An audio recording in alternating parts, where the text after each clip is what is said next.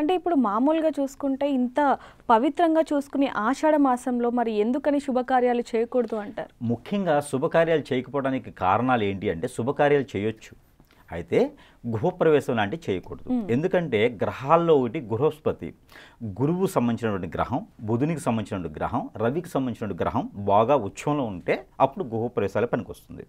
ఇక్కడ ఏమవుతుందంటే రవి దగ్గరికి వచ్చేటప్పటికి బుధుడు కానీ, గురువు కానీ, శుక్రుడు కానీ నీచంలోకి వెళ్ళిపోతారు. అప్పుడు మోఢ్యం అని చెప్పి ఏర్పడుతుంది.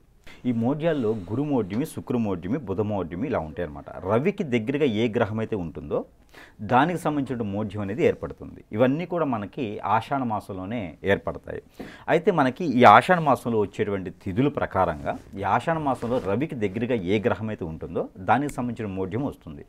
స్వతహా మనకి శుక్రమోఢ్యమి వచ్చిందనుకోండి, మనకి గృహప్రవేశం చేస్తామంటే ఆ ఇంట్లో పిల్లా పాపలు పుట్టకపోవడం కానీ, కలత్ర దోషాలు రావడం కానీ, పెళ్ళిళ్ళు లేట్ అవ్వడం కానీ జరుగుతాయి. అందుకని గృహప్రవేశాలు లాంటివి చేయరు. పెళ్ళిళ్ళు లాంటివి కూడా అందుకనే చేసుకోరు.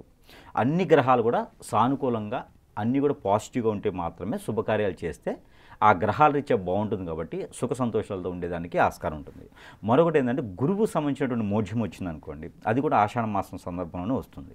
ఈ గురువు సంబంధించిన మోఢ్యం అంటే పిల్లలు ఎదుగుదల లేకపోవడం, చదువు తగ్గిపోవడం, మేధాశక్తి అనేది లేకపోవడం, పిల్లలను అసలు కలగకపోవడం, మోసపోవడం లాంటివి జరుగుతాయి. అలానే బుధమోఢ్యం వస్తుంది.